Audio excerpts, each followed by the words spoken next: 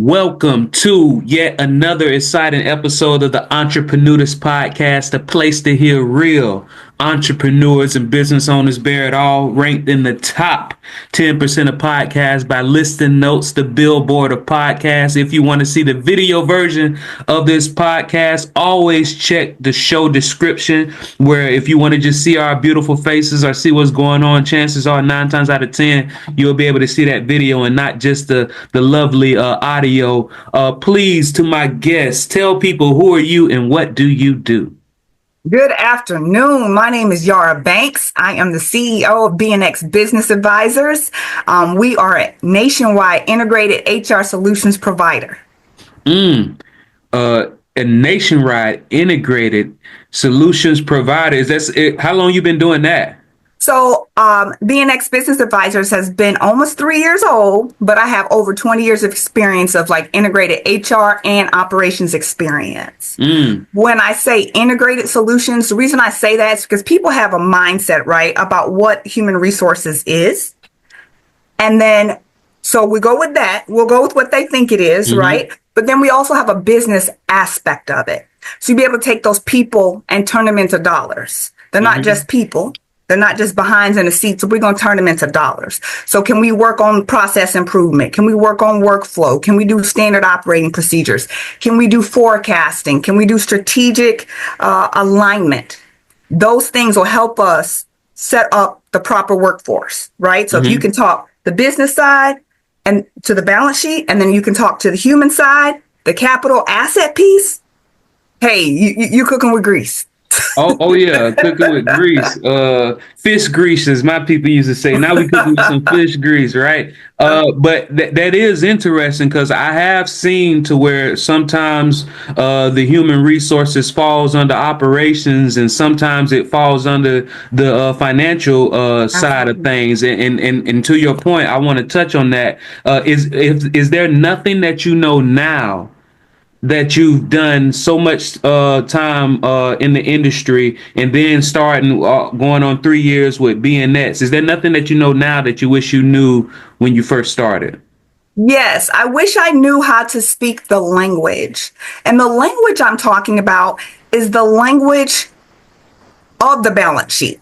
I didn't know how to speak it to an extent, right? So when you're in HR, you have tunnel vision. When you're in business operations, you have tunnel vision. But how to speak the language so that you are bilingual, so to speak, right? And so understanding who your audience is, any type of business, you need to really understand who your audience is. You need to really get in touch with your ideal client profile, your ideal customer profile. How do they think? Where do they get their information? What words or solutions pop out at them? You need to understand what their pain points are. It's great to start a business, as you know, Randall, start a business, say, hey, this is fun. I like it. I'm going to do this. But if the market doesn't demand it, no one's looking for that, you're not going to be successful. So really what I learned just as an entrepreneur, take away from the skills I had before I started this, was really how to speak to that audience, how to be able to articulate their pain points and my solution for them. Because I get what you're saying, and I watch a lot of movies where, you know, sometimes it's time period movies to where one country is invading another, and the only people that they would keep alive, let's say they coming in to pillage and to destroy, the only people that they would keep alive are the people who knew how to speak their language, right? You would see that one moment in the scene where they realized that this person can speak their language, and all of a sudden they just killed 100 other people, but they let that person alive because the ability to communicate, the highest form of compensation is communication. That's right. The right. ability to communicate is what gets to those dollars. And it sounds like what you're saying is, in the beginning, you knew the problems from an HR perspective, but you did not know how to articulate it to where they could see the bottom line show up on that financial side. That's correct. That's correct. Oh man, so when you figured out that solution, was it one of those things to where, all right, I'm an HR person and I know how to articulate how it translates on the bottom line. Does that mean that any HR professional can work in any industry? Is it like a general practice type thing or a No, specialist type thing? no, that's a good question. So here's the thing. First, let me say this. I recently read a study that said 83% of CEOs polled did not know what HR does. What's their full gamut of what they can do. What that tells me are a lot of things. A, they're not being used to their full potential.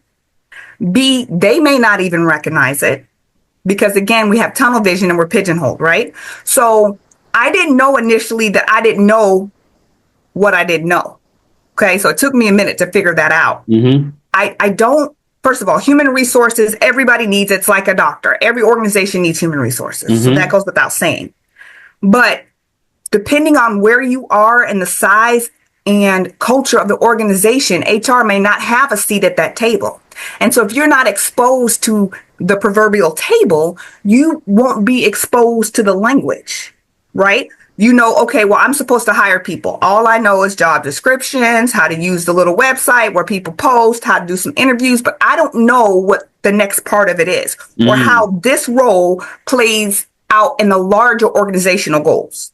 So I can't speak to the organizational strategy, the organizational alignment, if all I do is this one little thing in a bubble. But as far as principles, as far as most of the regulations, they do transcend no matter what industry. And it's funny because you'll see a lot of ads say, oh, I need an HR person, but they have got to have experience working in a dairy farm. Like, you know, or they have to have experience working in manufacturing or tech. The culture is a little different, but if you understand workplace culture and how to navigate that and how to work towards change management, at the end of the day, that's not even going to matter. It's not even going to matter. Because it seems like somebody would be saying that, basically saying, hey, I know what you typically think HR should look like, Mrs. 20-year professional, but we're different. It's 1,000 industries, but our industry is different. And we want to make sure you know that we're different, so you can't just put us in a box. Is that what they're trying to convey? I think they're trying to convey that they're different, but I don't think it's an intentional we're different. They honestly believe it's somehow different. They honestly believe it's somehow different. And when I say it, what I'm referring to is the compliance piece of it, the process of it, the forms, you know, the regular stuff. Culture is definitely going to be different. I can give you an example. I recently worked on a contract for an organization, and it was a credit union that that merged with another credit union and then acquired a bank all in a year of all in the span of like 2 years. Now, most people, okay, it's all finance industry, right? But way different cultures. Banks are about dollars. Credit unions are about the community and their members. You know, the community, the credit union belongs to the community. The bank belongs to the board of directors and their shareholders. So it's different.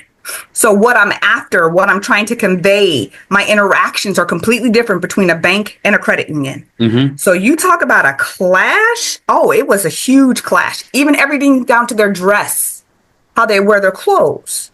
Credit union people, I'm all about the neighborhood. If I'm rural, I'm out here in the farm, and I'm some credit union out there, all my people are farmers. I'm probably wearing jeans to work. It's different. If I'm downtown New York and I'm working in a bank, the dress is different.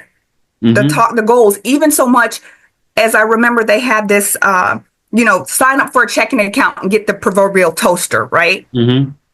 Well, if I'm a farmer, toaster's really not doing that for me. If I'm somebody who eats eats at the bagel shop on my way to work every morning, a toaster is really not doing it for me. So how can we define our culture as a whole, but then have sex of it depending on where our geographic location is? We had to work all that out because they had 14 different locations. So that's what the kind of stuff I'm talking about. It's obvious. You think finance, oh, it's the same. Not the same. Not the same. And I think that's good. Because what you're saying is you understand that each of these industries have their unique factors, and then subsets of that Absolutely. have their unique factors. And if somebody is dealing with a true HR professional, they're not going to treat them like a cookie cutter. They're going to take the Exactly. time to observe and see what the norms are, and then you're going to make sure that those norms keep your uniqueness, but Hmm. make sure those norms don't get you into trouble with compliance down the road. Because Absolutely. who cares about a company culture if your company just got shut down when it could have avoided something very obvious to somebody like you? Right. And to have a sustainable growing culture where people feel valued, they feel part of something bigger than themselves, drives productivity. It drives loyalty. Everybody innately wants to do the right thing. Give them all the tools and resources to do that. Give them everything they need, whether it's training, whether it's equipment, whatever it is they need to give you 110, you give them 120. Mm. It's an asset. No more than you buy a Maserati, park it on the street, don't put a cover on it, never run the engine, don't do an oil change, don't wash it. No more than you spend that kind of money on an asset and let it sit there, should you do the same thing with your human capital. It sounds like that people should realize that once they get an employee in the door, Hmm. that is just as valuable to keep them Hmm. than it is to it's less expensive and more valuable to keep them than it is to try to find a replacement. Absolutely. There are metrics like, cost to train, cost to hire, cost to recruiting. All those metrics are these wonderful algebraic expressions that will tell you how much this is costing you every time somebody walks out the door and you have to replace them. Not to mention the loss of productivity, right? Because you had 5 people doing it. Now you have 4 people doing it. Now you have 5 people, but that fifth person's a trainee. Things slow down, Hmm. right? So, but I need you to understand this, and I need your listeners to understand this. The culture all starts with your mission and vision of an organization. It's got to start foundationally and work its way all the way through, weave itself all the way through the organization. But more importantly, that culture that you establish needs to go before you. It's like your reputation, right? The people who come and apply for jobs there, that's at the point you put out your first job posting, that's where they're first exposed to your culture. Mm. So treat them good, treat them bad. This is the experience they're going to have from the very beginning. We have Ah. a lot of people now looking for jobs and they're complaining they're getting ghosted by recruiters. People aren't responding to them or calling them back or making them have 5 and 6 interviews and not hiring them and not giving them feedback. That sets a nasty tone in this cancel culture, in the culture of social media where you can have reputational harm. You can go to Glassdoor and complain about your interview process at such and such company. You can go on Facebook and blast, TikTok, all of that. In our society, in our economy, we cannot afford that, especially as a growing, small, emerging, growing business. You cannot afford that reputational harm. So treat them right from the onset and keep that going.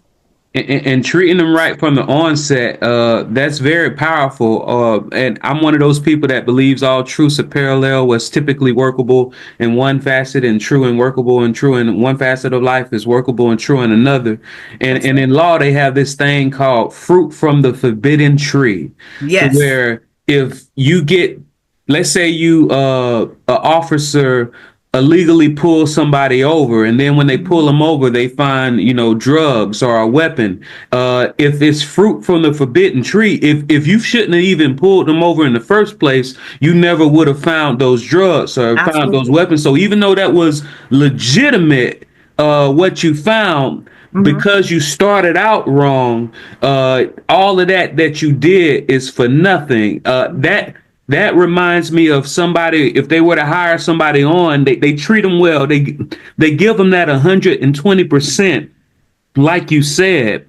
But what if they do this? And I'm going to bring up something because you're definitely a very well known and highly sought after HR consultant here in Jacksonville, Florida. You speak at a lot of events. I saw you speaking at Thrive one of SBA's programs, and you were speaking, and you said some things that people should not ask in an interview, and it seemed counterintuitive to me. Do you not have any examples of questions that you shouldn't ask people in their interview? Because even if you treat them great, if you hired them wrong, that could tear everything down. Right. So questions like, are you married? Do you have children? Where do you go to church? What you're trying to establish is you're hiring this person 100% on their merits, on their education and their experience and their qualification for the jobs. No extraneous outside information. So you want to keep it as clean and neutral as possible. Nowadays, everything's, on the computer and digital. Like it makes me cringe to get a resume with someone's picture on it. Because if I don't hire you, is it because I saw you in a wheelchair? I tell people when I help them prepare resumes, don't put what years you went to college, because that dates you. And I'm saying, oh, that's an old fogey. It's going to take forever for that person to catch up with technology. That might be a reason, because we all have our own biases. We all do. And they're not necessarily intentional, and they're not necessarily on the forefront of our brains. So what you want to do is not put yourself in a position to where you've had conversations or inquired about things that are not relative to the job. But Yara, I'm a nice boss. I want them to know that I'm nice. I'm making friendly conversation, asking them about their marriage, asking them about their children, asking them about their church. Is that not true? Let me ask you a question. Are you their friend or their boss? Because you can't be both. Our company culture says we treat each other nicely, and we're curious. Okay, so be all of that once you've made your hiring decision. So it sounds like you're saying somebody can incorporate their company culture of we're curious and we're nice, and being curious and nice is asking the people around you about their life. But it sounds like you're saying it's important of when you cut that on, right? During that process, right? Be nice. If I happen to tell you I'm married and I have 6 kids while we're talking, I've told you that. Now you don't need to say, well, how old are they? Do they go to daycare? Or so what happens if you have to call in from work? What do you do then? You see, you don't want, even though you're just talking, because you got kids too and you have the same struggles, you don't want to give anybody the impression that any decision you're making regarding hiring has anything to do with anything besides their qualifications. And that's the key. Now, once they work there, you've made that major decision. Okay, great. Now incorporate them more into your culture. Say, hey, don't go around interrogating people. But in the course of your day to day, you find out that I have to get off early because I have to take my kid such and such. Oh, your kid plays softball. Mine does too. Where do you play at? That's okay. But before that decision is made, you have to be very, very careful. Be nice, be courteous, be polite, all of those things. But don't inquire. Even if they say, for instance, hey, Randall, I have a disability and, whatever. And then you acknowledge, don't say I'm sorry, just acknowledge, oh, okay, I hear you. And don't make any other comments about that. Because later on, and this is a very litigious society we live in, right? People are always trying to sue one another. You don't want to give any ammo. Okay, so let's say I'm a boss. I'm very studious, and I attended one of your engagements, or I hired you, and I find out that my hiring process was completely non-compliant.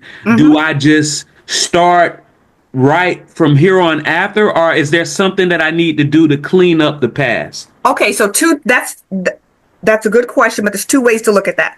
When you say it wasn't right, was it paperwork and process, or was it just conversation? Yeah, I would say conversation because I came in too hot with the kind and curious. Okay, move forward. And it's documented that I was asking these questions. Okay, move forward. Okay, you found out. When you know better, you what? Do better. Okay, but if it's a process, if it's paperwork, something that wasn't documented correctly, or you didn't fill out a form, yes, go back and do that. Right? Okay. Don't post date it. Date it for today. Make it known that, yes, I recognize I forgot this, and let's do it right now. Right? Got it. Fix it. But if you're talking about conversation, once you know better, you do better. So you don't go back and say, hey, I think I asked you some discriminatory questions 2 years ago when I hired you. We don't do that. We move forward. We learn and we grow. Absolutely, because I think a lot of people recognize mistakes, right? And they also recognize that once you were made aware of the better way to do it, they give you grace for that. People can forgive mistakes. Absolutely. All right. So let's say, all right, I hired him. Great. I followed compliance. I got all the right forms signed. I've been giving them 120%. But it seems like this person isn't right for our culture. Either they're the wrong person or they're in the wrong seat. We don't know for sure, but it doesn't seem like it's a good fit for us. Do we just fire them that day, or how do we do that? Randall, I'm going to be 100% honest. That good fit thing that you just said is just like loaded. It's loaded. I need you to be able to articulate what is the issue. When you say you're not a good fit for my culture, what does that mean? Does that mean their work ethic? Does that mean their conversation, the way they communicate? Does that mean they don't respect personal space or they're nosy? Does it mean that they are not the get along guy? Does it mean they ask a lot of questions? What does that mean? Because when you can articulate it and identify the root cause of whatever the issue is, now you can begin to address it. The fit is just it's like a black hole. What does that mean? So first, if you were to call me up as a consultant and say, hey, Yara, this is the case, I would ask you these questions. What does that mean? What does that look like not fit?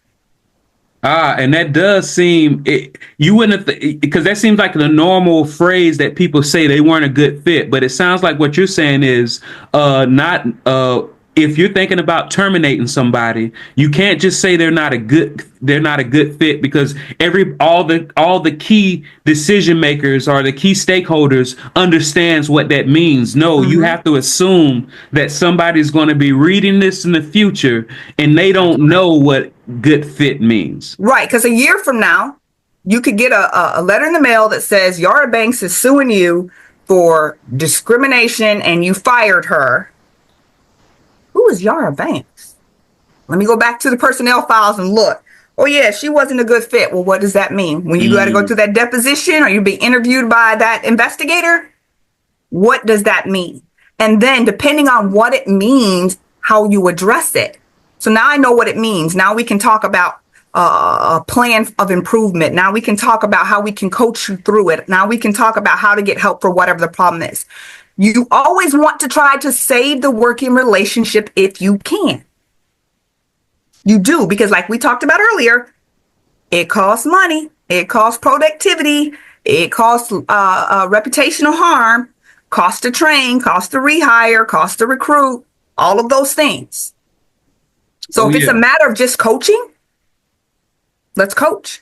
If it's a matter of having a better understanding, and this is something I talk about in my latest book, it's called Executive Blindspot, and it's talking about how misalignment with HR impacts your bottom line.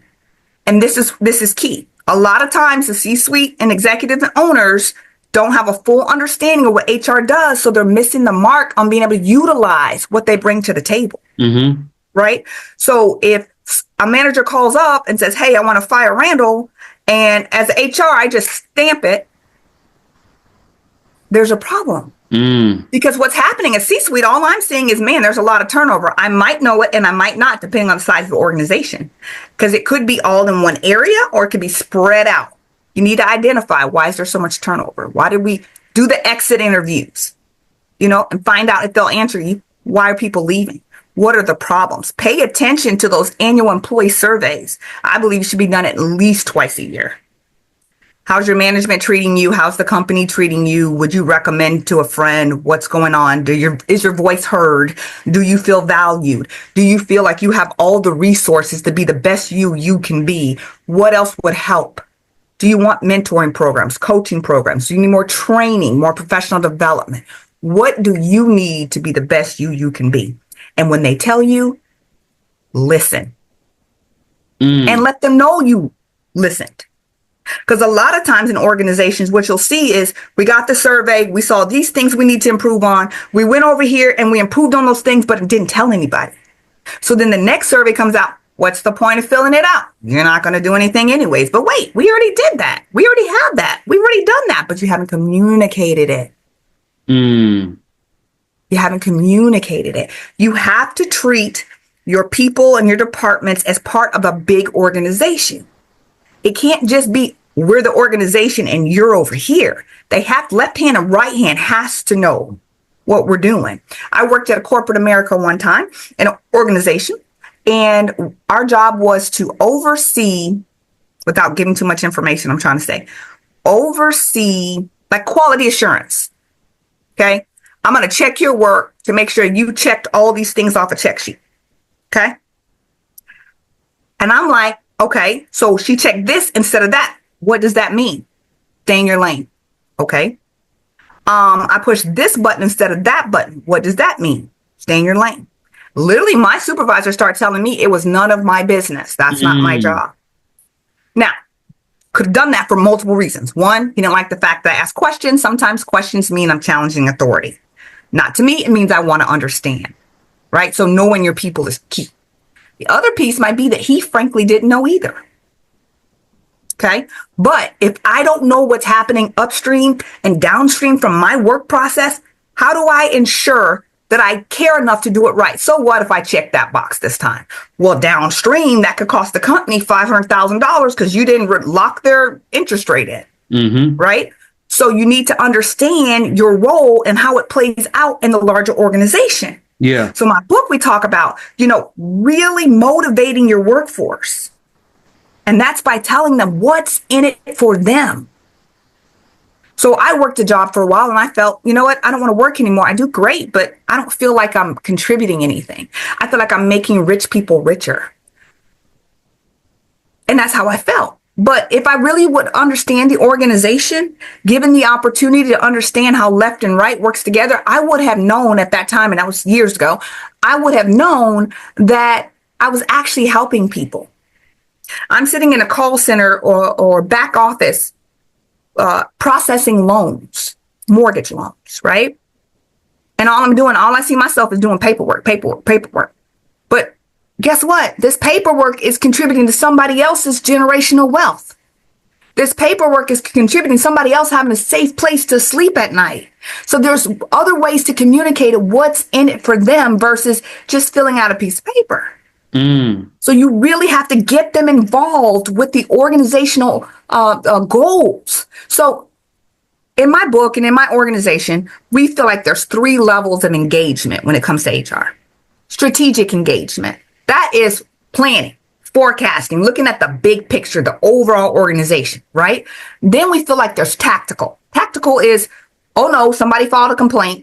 Oh no, a bunch of people are quitting in this department. There's a backlog, or we're implementing a new technology or something like that. We need somebody to come in on a project basis, 3 to 6 months, help us, get this thing together.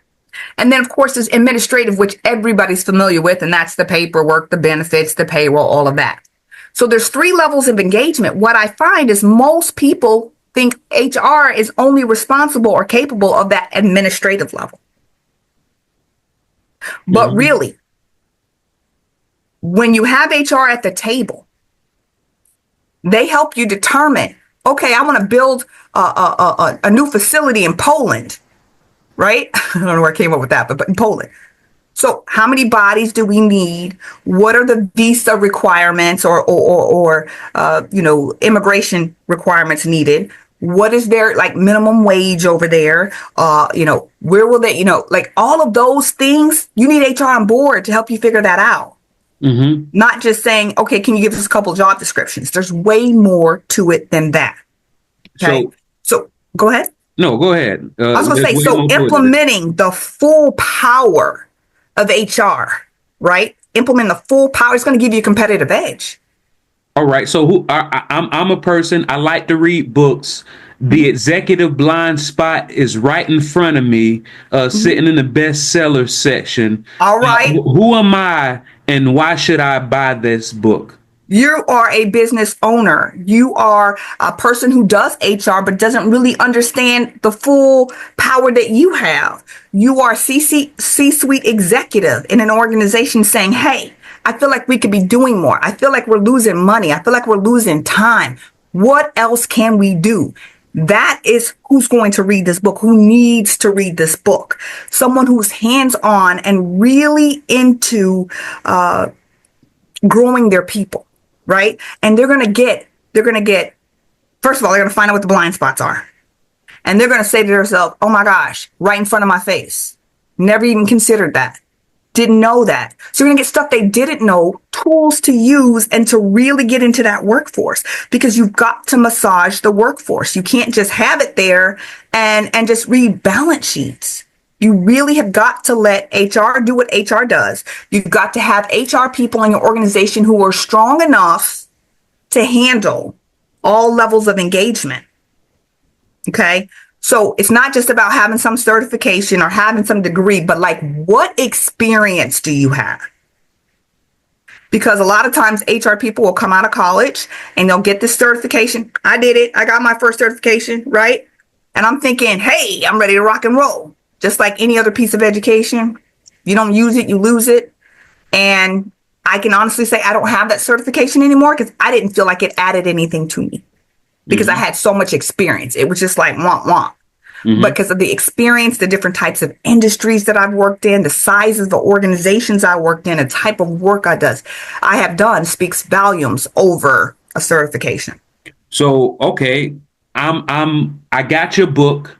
I love it. It's showing me in a lot of my blind spots, but I only have 2 employees. Do I need a HR manual? Is it too soon? And if it is too soon, when should I do it?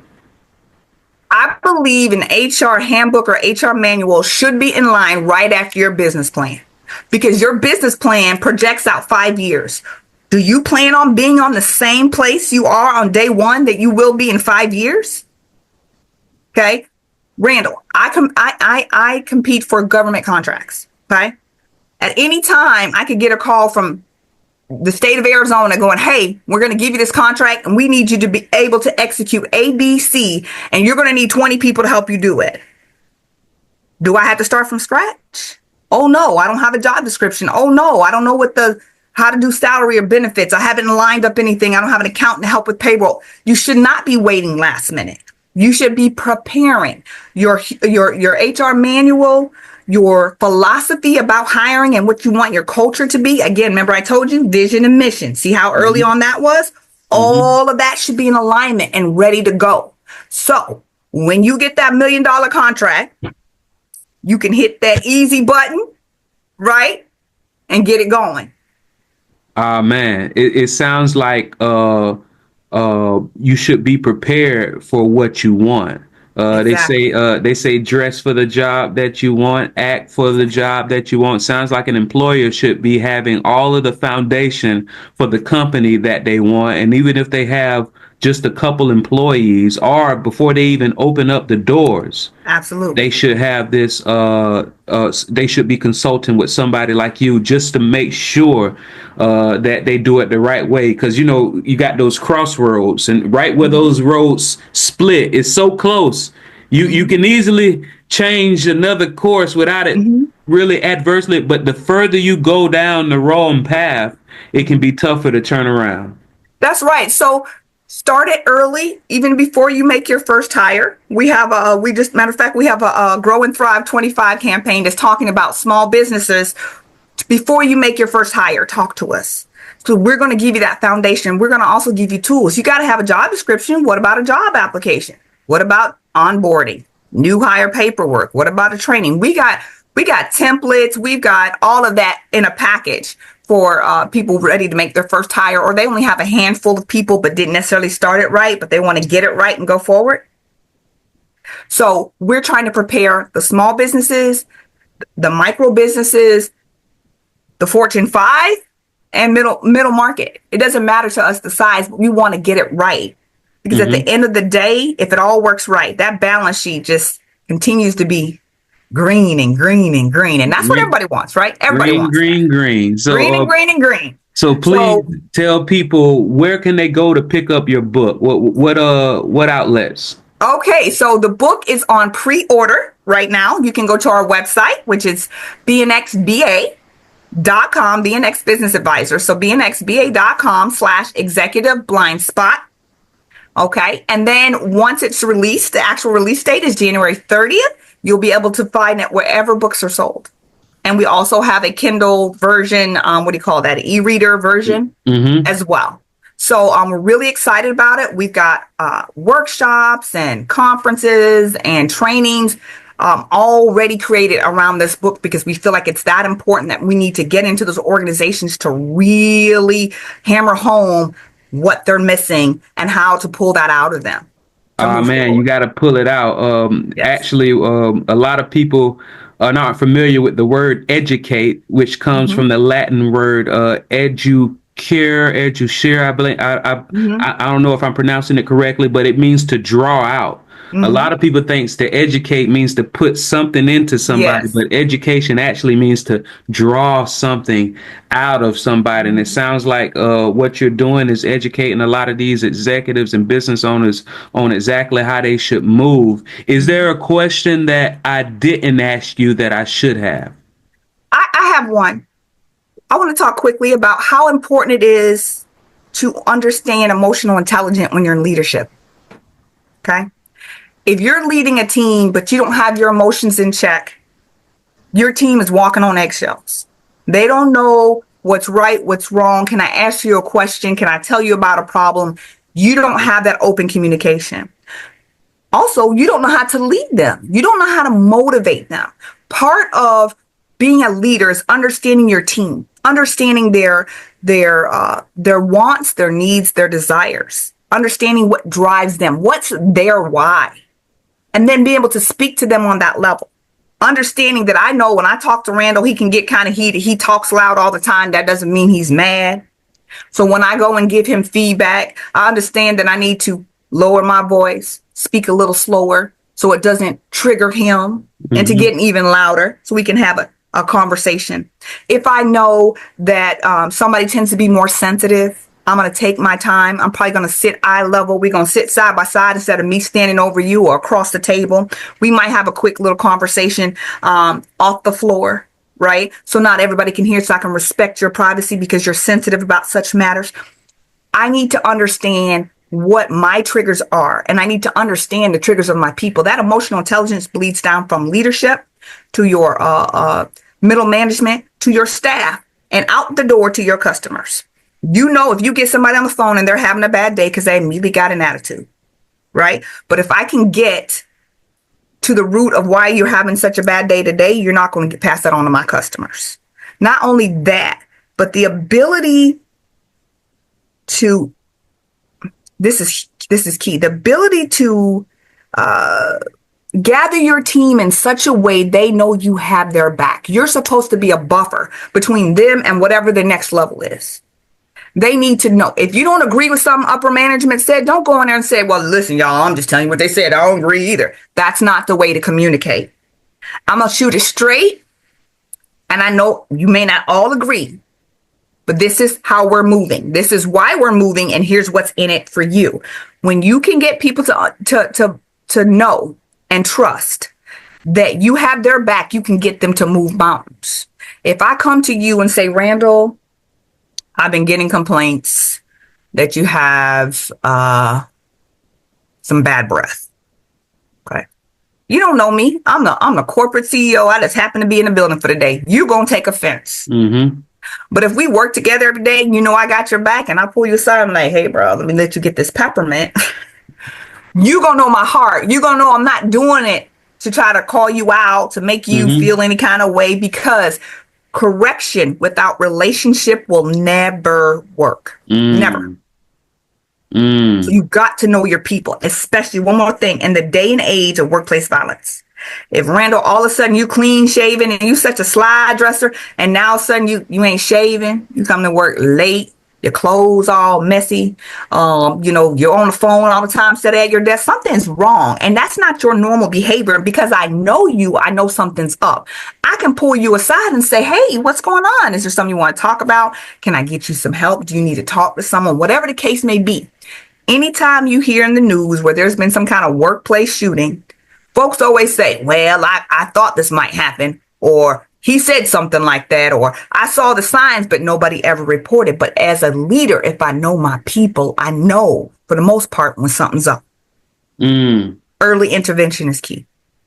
So it seems like the managers, the employee facing managers should be on a see something, say something type of program. Yes, but not because it's the rules, because they're people. We relate to one another. I care about you as a person, and hopefully you care about me as a person, not just because there's a rule or policy that says that, because it's the right thing to do.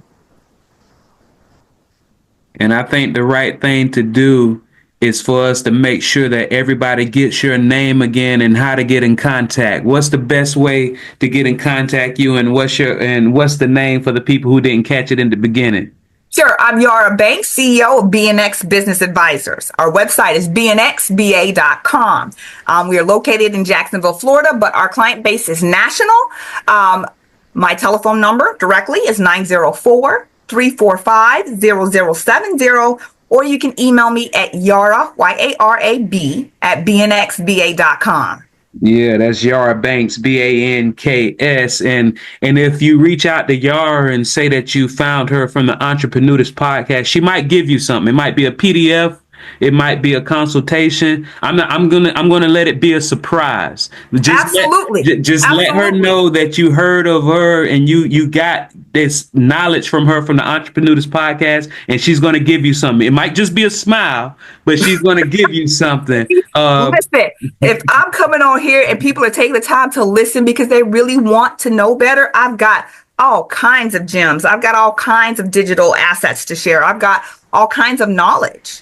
Absolutely. To drop in value. So absolutely. I have all of that. This has been another episode of the Entreprenudist podcast, a place to hear real entrepreneurs and business owners bear it all. If you want to see the video of this prestigious and informative interview and conversation, please check the show notes. This has been another one, and we are gone.